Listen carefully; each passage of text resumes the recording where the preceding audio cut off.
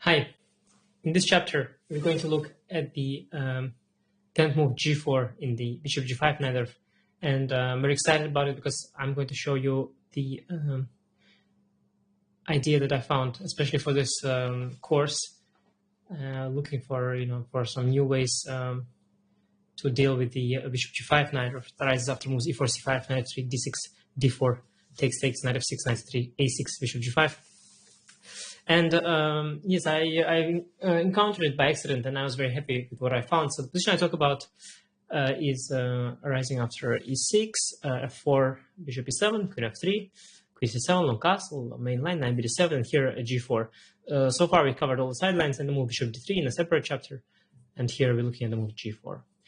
But here there are two moves, and I actually will show you both of them. In this chapter, I will look at the old move h6, which has a very bad reputation, and the next one I will look at the main move here, the move b5, which is actually known to be okay for black, and has been played against me also by Grishuk recently. So h6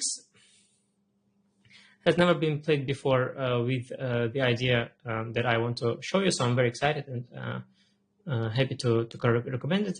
The critical move here is bishop takes f6, but first let's look at the sidelines, and there are a few. So bishop h4 is not a very dangerous move, fortunately, and maybe those who are less well prepared and are not familiar with the old move h6 could play a move like bishop h4. Here there are two ways. I like g5 always. Now fg, which is natural, is just bad. We play knight e5 and have a very good position because knight fg4 comes also with the tempo. We take the pawn actually. So fg is bad. Now the point is to go e5. Now we take on e5, fg, hg, and bishop g3, and the position is very messy. But I like the move bishop b4, one of the many moves trying to ruin white's pawn structure. Instead of g5, also b5 is good. a3.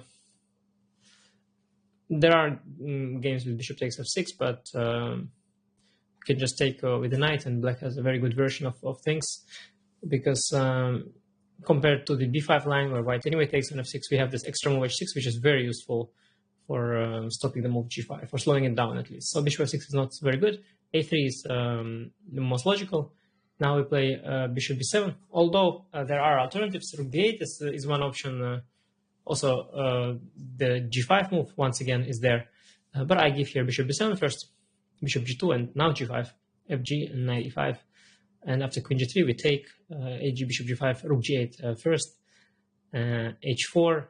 White protects the bishop, and now we take on g4, bishop 7, queen e7, and we have a very good position. First of all, we've got this tremendous knight on e5. The pawn count is equal. We want to bring our king to safety with long castle and king b8, and knight c4, knight g3 are among our active possibilities. So bishop h4, a move that I think you might encounter against people who are less well prepared, but not a good move. h4 is an interesting idea.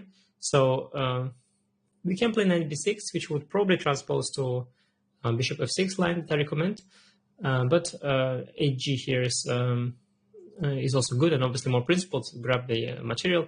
hg, rook h1, queen h1, and now white does have quite some pressure. He's got this open h file, threatens our knight, so we should take. And after queen h5, white threatens both the knight on g4 and the e6 pawn. So we have to return some material. We shouldn't be too greedy.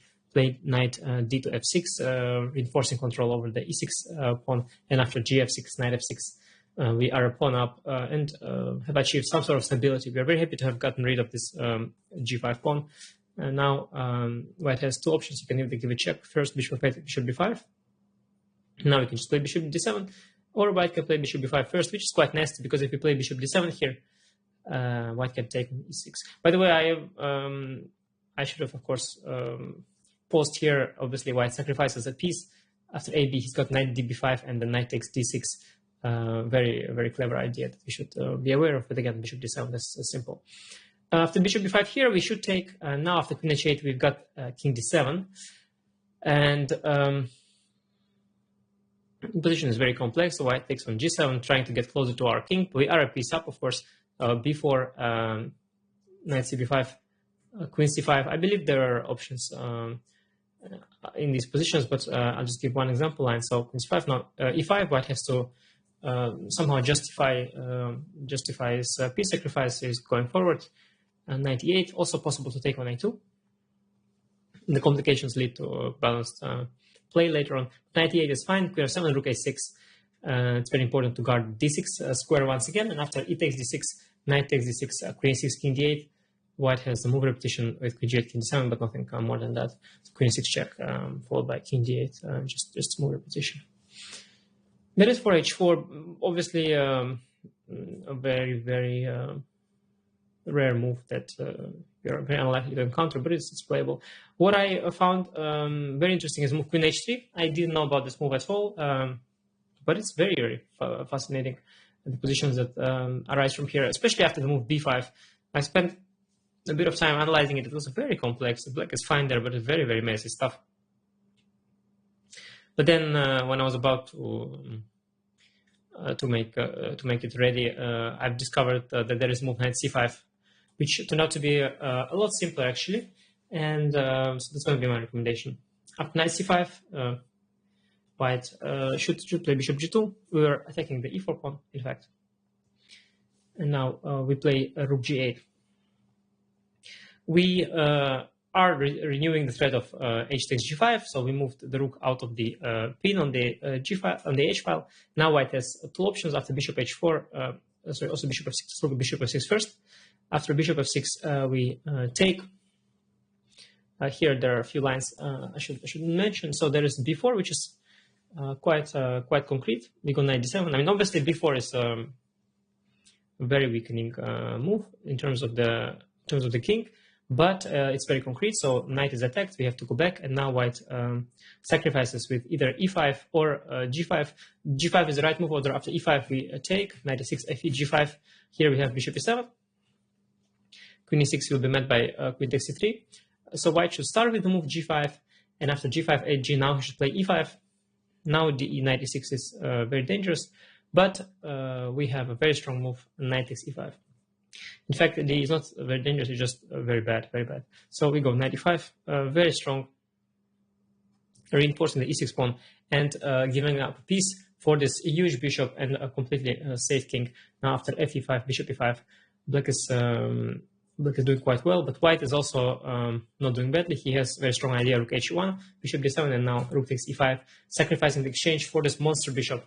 And after d5, knight b3. He intends to jump with, forward with knight a5 or knight c5 or knight a5. And we play rook d8, intending simply to go bishop c8 after knight c5 with a very, very unclear position, but black is doing fine. We have a lot of pawns here for two pieces and the rook, so the position is complex, but we shouldn't be complaining.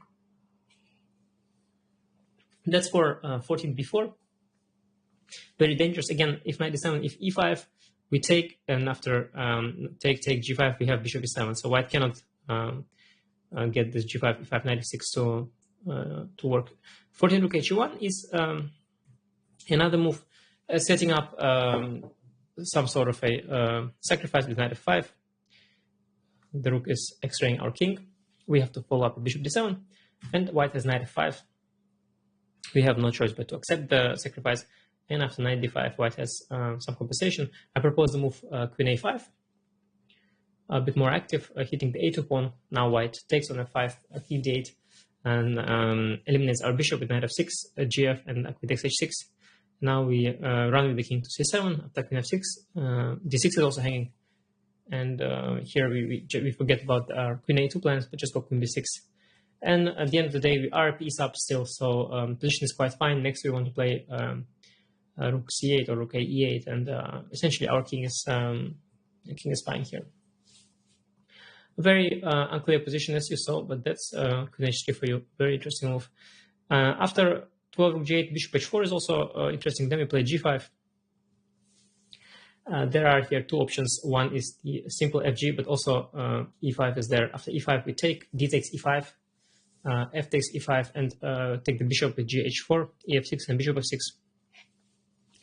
We do have a fantastic bishop on f6, which controls all these dark squares, so there's not much to worry about here. The line continues with rook hf1, bishop g5 check, king b1, bishop d7. We want to finish development. Shouldn't get carried away with all the complications. At the end of the day, we have to finish development. Knight e4, now we take, and rook d8. A long castle was not quite possible because the f7 pawn was hanging, but rook d8 is pretty good, followed by bishop c8, and we are quite mobilized. Again, we control these dark squares. I don't see how white's light pieces can do much damage. So I think black is doing quite well. Instead of e5, there is also fg, hg, and now there are, well, 3 moves with the bishop. Let's look at all of them. Now bishop g3, we have a knight cd7, bringing the knight to e5 essentially. After knight f3, we can play with e5, and also knight e5 is an option. Basically similar to the move 15 bishop f2, as we will see. Now let's look at also the move bishop e1. Here again we play knight cd7, knight f3, e5. We want to play a knight b6, hit that g4 pawn. Very strange position, but these squares are not quite under white's control yet, so we can afford that. And after knight d2, knight b6, bishop f3, bishop e6. We are going to get our usual play on the queen side on the c file. We play rook c8, followed by queen c5, knight c4, b5, bishop d8, and so on. Whereas white will try to get his knight f1, e3 idea in a very complex position. But pretty decent for black. Now bishop f2 is much more challenging. The point is that now after knight cd7, knight f3, if we here play the move e5, then after knight d2, the bishop on f2 is much better placed, hitting the knight on b6.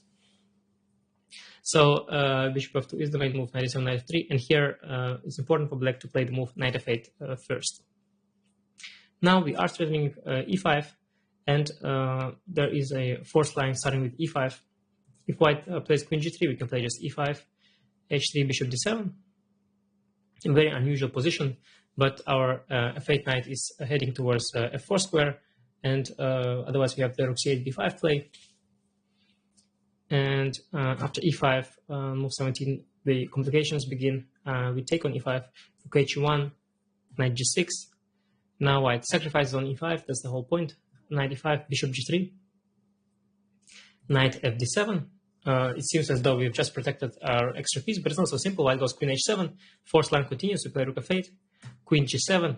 White is attacking us from behind, bishop f6, rook takes d7, very strong forced move, knight takes d7, queen takes f8, lots of complications. Both queens are hanging on c7 as well as on g7, so white wins the rook back here, and after knight f8, bishop c7, suddenly we are in an endgame, and it looks very dangerous for us as this knight is coming into the position, but we have a very strong response. Bishop takes c3, getting rid of the knight bc, and bishop d7. We want to trade these light squared bishops, and bishop takes b7 is not possible because of rook a7. So here the position is quite fine. I think the line continues with bishop d6, bishop c6, takes 6, and at first computer still gives a small plus after c4, but the endgame just peters into quality with knight d7 or c5. Just very little left for white to hope for. He's got rid of his bishop pair. So again, this is important line to know, this queen h3, but white never plays it. Actually, he always takes on f6 if he knows it, and if he doesn't know this move h6, he goes bishop h4. But queen h3 is something to know. Again, this knight c5, rook g8, g5 takes, followed by knight cd7. Remember, and against bishop e1 or bishop g3, you can play knight d7, knight f3, e5. As well as against bishop e1, knight d7, knight f3, e5. But against bishop f2, we play knight d7, knight f3, and now knight f8. Because e5, knight d2, we don't have our knight b6 move. So that's something to definitely remember. But the main line and what white does almost exclusively is bishop takes f6. And here we take with the bishop on f6. Bishop is very strong, but there is a small problem. White's coming with h4, g5, kicking this bishop away. So h4 is definitely the best move. I think there is also alternative of king b1 that Nagy suggested, but it has no relevance for us. I want to recommend knight b6 anyway, as you will see.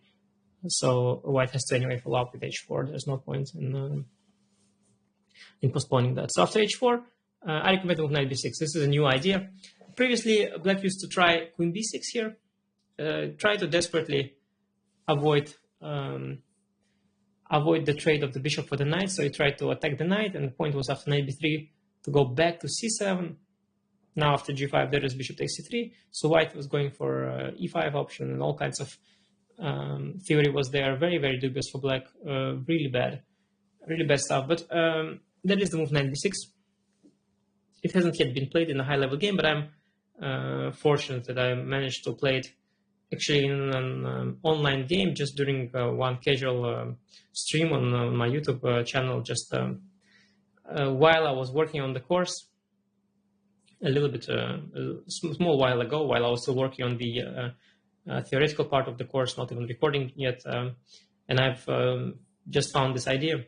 One of these days I played online, and one of my opponents played the bishop g5 knight, and I thought, let's test the system. And actually it worked very well. I won the game, and I was also so focused. I really wanted to prove my point, and I played a very good game there. Fortunately, I managed to beat my Turkish opponent, Grandmaster Wahab Sanal. So that's there. But let's speak about the ideas here. So the idea of the move knight b6 is very simple. We want to develop a bishop d7 and castle long and bring our king to safety. Now, when I told you already at the very start in the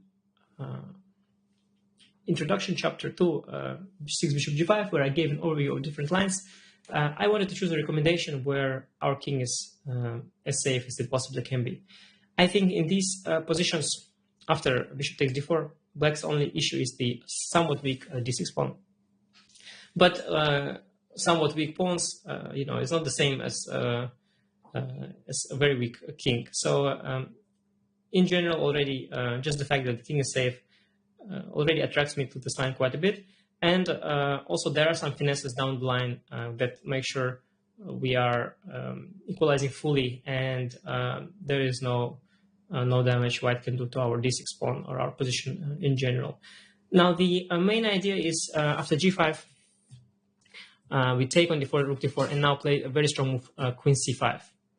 This is really a new nuance that I believe has not really been played before, and that's why this line is not so popular just yet. The point is that white would like to obviously double the rooks on the d file with rook hd1, but currently his bishop is in the way here on f1. So that's why we start with queen c5, and only after white, for example, moves the rook to d2, then we proceed with bishop d7.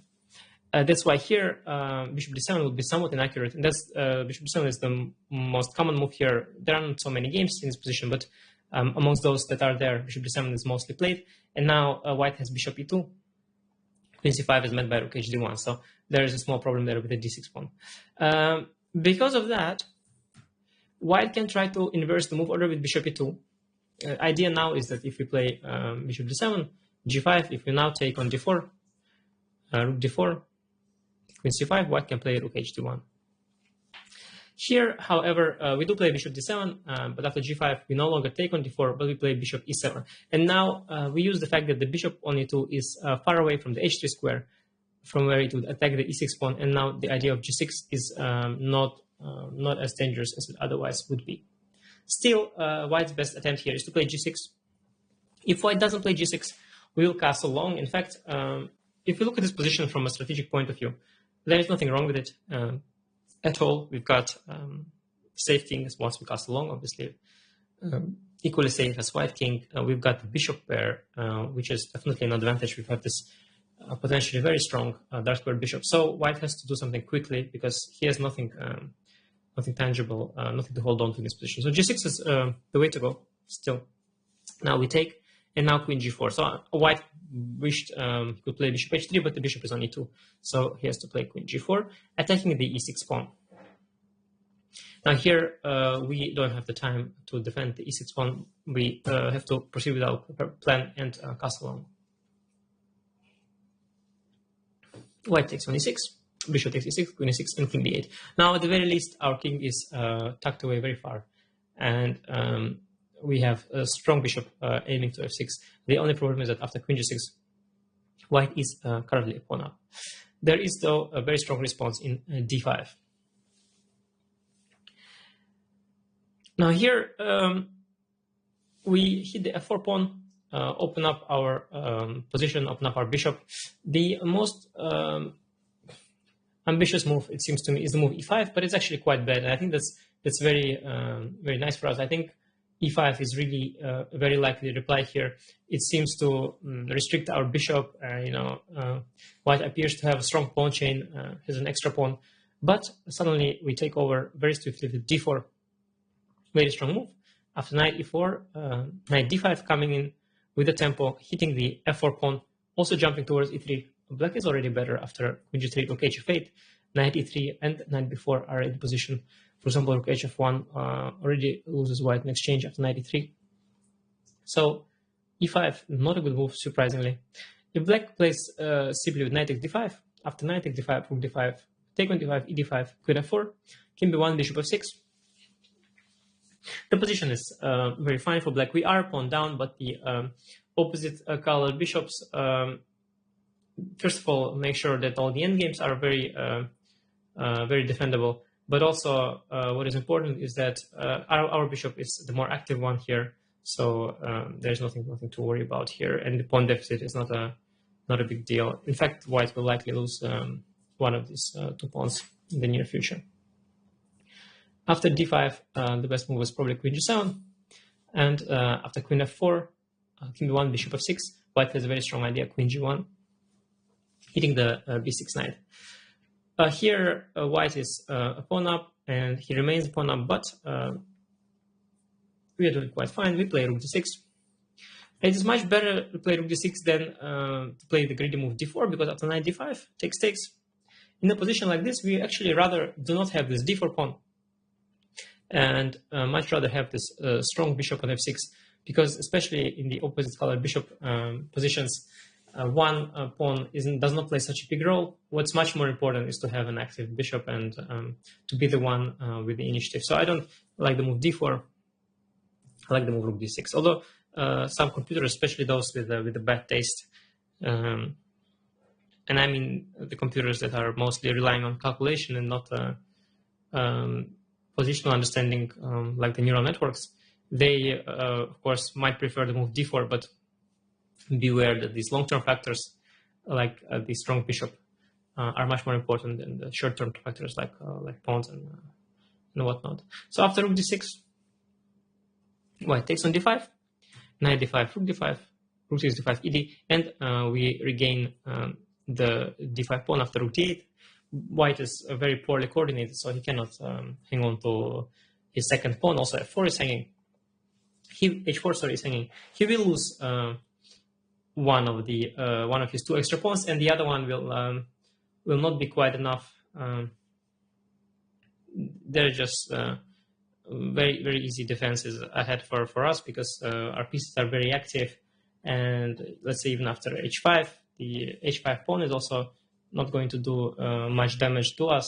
It's pretty weak. So in general, once we regain the d5 pawn, these 3 against 2 on the queen side will not matter much, and we are fine both in the endgame without the queens. White can actually trade queen here with the move queen h2. Also with the queens we are fine, because we have the more active bishop, and without the queens we are likely to trade the rook along the second rank after, let's say, rook d2, and once the rooks are gone, of course, it's just a theoretically drawn endgame. So important line, bishop e2, very subtle move. We have to go for this bishop e7, and then after g6, this fourth sequence leads to a position where white has an extra pawn, but no realistic winning chances. So it's something to be aware of. But again, the main move, of course, is the move g5. White doesn't even know exactly what our point is, so he probably will push g5 first. Also, there's move kb1 that I mentioned, but it's not really good because you can just play bishop d7, and after g5 we take queen c5. So while it's not a bad move, there is no point to it. There's no rook hd1 now. So better is to start with g5. Now we take and play queen c5. Again, very important to get this extra tempo. Queen c5 is a very useful move. And it's important to get it before white manages to double the d file with the tempo. Here, I decided to look at all the moves. See, the point of this line is that you can basically already stop here, just say you go bishop d7 and long castle next. But since I'm making this course and you know, I can look at all of the moves I'm giving them, but you don't have to necessarily remember every single variation, or there is no danger in forgetting something, because basically position is just quite sound and safe, and as long as you know this queen c5, bishop d7, long castle, you are fine. But still, we'll obviously look at all the moves here, because that's what we do. Queen d3, not a good move. Trying to double on the d file without the h1 rook, but with the queen and the rook. But there is a tactic here, 8g. Now 8g is not possible because the h1 rook is hanging, while fg is met by a beautiful shot, rook h4, and after rook takes h4, queen takes g5. There will be a double attack. So queen d3, a little blunder. There are 3 rook moves, rook d3, rook d2, and rook d1, and there are also 2 queen moves, queen e3 and queen f2. Let's look at the queen moves first. Against queen e3 and queen f2, we take 8g, white has to take fg, and then we play e5, and after rook d3, go for an endgame. This endgame is completely fine. Our king is good in the center. This square is under control. This pawn is weak, so we just play g6, followed by king e7, bishop e6, equal endgame, and the same with queen f2. There's not much difference. 8g, fg, e5, rook d2, take, and g6, a very equal endgame. So this queen move is not dangerous at all. Let's look at the rook moves. So rook to d1 back. This is what my opponent played in the blitz game I had. Bishop d7. Bishop d3 is also what my opponent played. A very natural move, but you know, if white doesn't put pressure on the d6 pawn, then there's nothing to worry about. I went, I believe, long castle. And after rook g1, I could play even more precise here with the move g6. I played something else, and anyway got an okay position and even won the game. But g6 is more accurate. The idea is that after gh, we can take with the rook. The thing is that it's also okay to allow gh, so that's what I did. But g6 is more smooth after gh, rook h6. We are just very fine, very fine. Rook d1, not very challenging. Rook d3, also not very challenging. Bishop d7. Let's look at the options. gh, rook h6 now. As a rule, if we can play rook h6, we should play rook h6. It's better, of course, to have this one pawn island rather than have h6 pawn separately. So rook h6 is a good move. Bishop h3. It is tricky. It is tricky. There is a trap here. If we castle long, there is g6, fg, and rook hd1, and d6 pawn is under attack, and we cannot play bishop c6 because the bishop takes e6. So this we should know. After bishop h3, we can play some other moves. Knight c4 is there, rook c8 is there, but I like this move, bishop b5. White should go back. He doesn't want, obviously, to open the a file for us. So rook d1, now knight c4. Now we're threatening actually queen b4. He can play b2 pawn, very dangerous. White has to play a3, and then we go back to d7. Now we have a queen e3 idea in the air and want to castle long.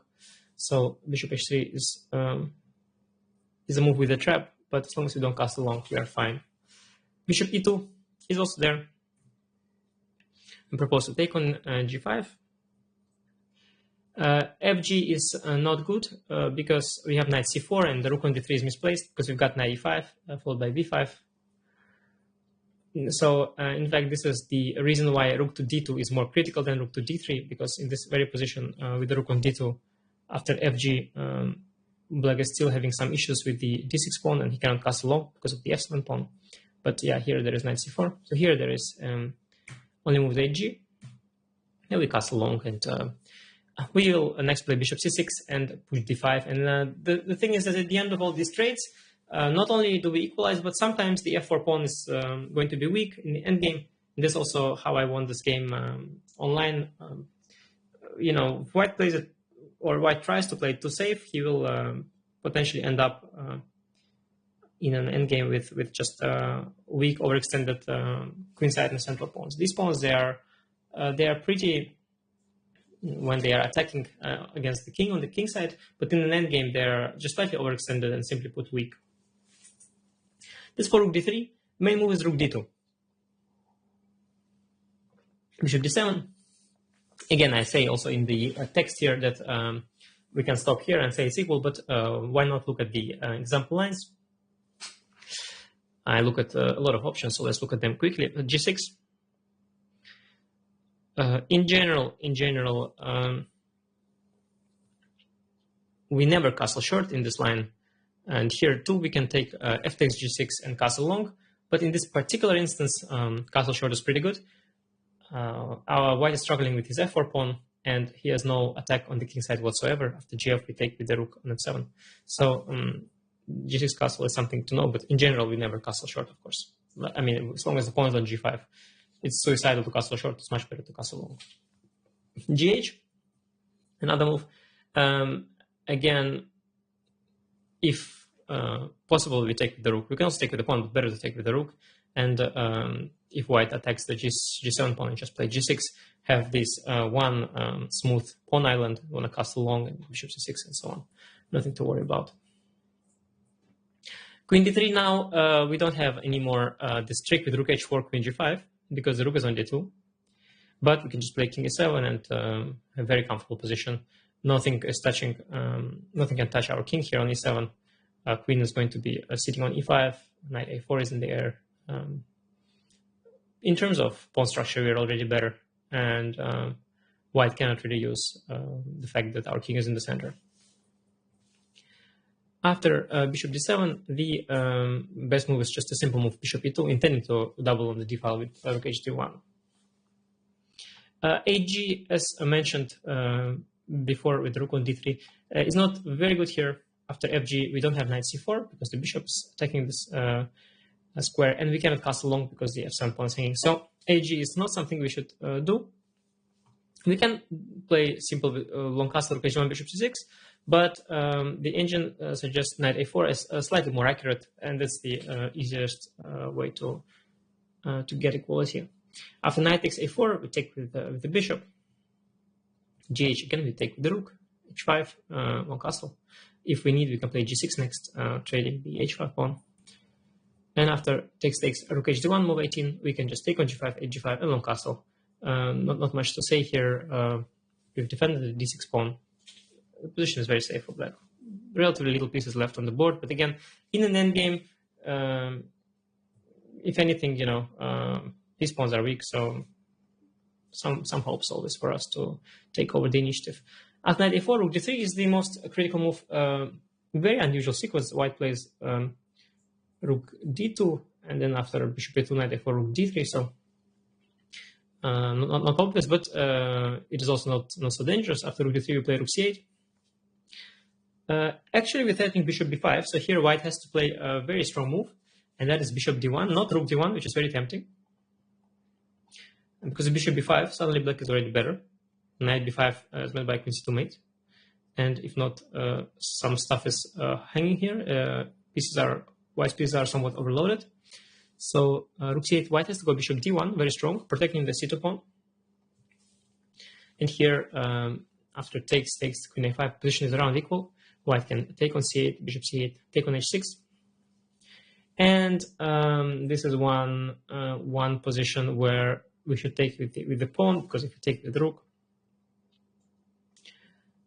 white can play h5. And now the thing is, if we play g6 at some point, which we want, because our g7 pawn is backward, the position will open up and our king will be slightly weak in the center. It's much safer on b8. So in this particular position, we should take g takes h6. and now we're doing fine. I've tried a few ideas here.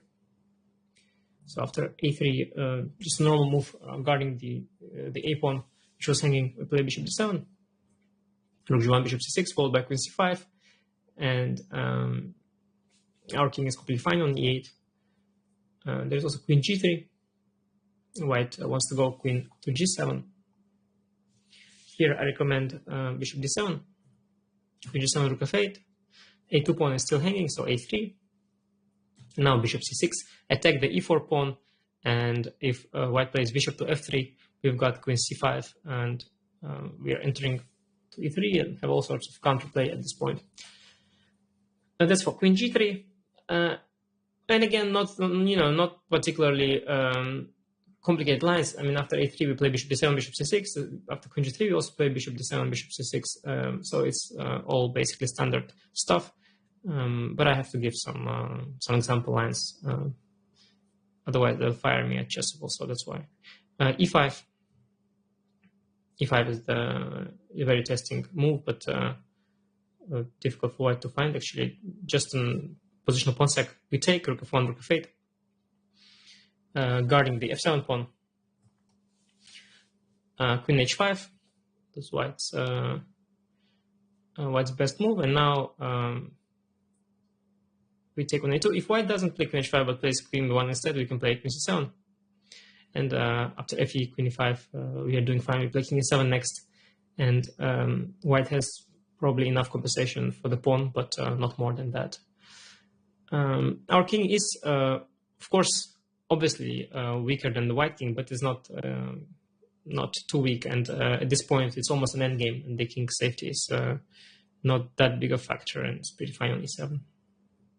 After rook f8, queen h5, and move 24 is the most critical. And here we take on a2, queen takes e5, and now a good sequence. First check on a1, king d2, queen a4, and we make sure that there is always check available if needed. Now after bishop e2, we have b6, and we're doing quite fine, and threatening here queen a5, and that's why it was also important to include a check on a1 first. Again, starting pretty much from here, these are just example lines. You saw different ideas. Usually after gh, we take on h6 with the rook. We want to play bishop to d7, bishop to c6, castle long if possible. In only one instance do we have to be accurate, and that is after rook d2, bishop d7, bishop e2. Here we played rook knight a4. After rook d3, rook c8, white has no bishop d1. And then after takes, queen a5, takes on c8, gh6. Here we take with the pawn, which is an exception. And after e5, white has some compensation, but essentially it's just enough for equality. So coming back, I think a very interesting new idea. The play is very different here compared to your usual bishop g5 knighters. A lot more positional, a lot more safe for black, a lot more sound. You don't need to have these sleepless nights hoping that you've done your memorization. Although I do appreciate very much the tool that Chessable has, the move trainer. I mean, you know, if you will ever remember a bunch of lines, that will be thanks to the move trainer. But it is still better. We all know it's still better to rely on lines where you are not hanging by a thread, where you can make a few natural moves. I think this line is perfectly suited for that. That said, it is a very new line. It's not been tested at all, and I've run it through the best computers multiple times. I think it is very sound and very safe. But just to give you a sense of an extra sense of security, and I'll give you a few options as well. I will also cover the main move b5 in the next chapter, just so you don't feel like a sitting duck or a target for your opponent's preparation, and that you can sometimes vary with different moves. But in general, I certainly recommend the move h6. Much less known, at least for now, and definitely very, very safe and a very sound way to play against the bishop g5 knight. See you in the next chapter.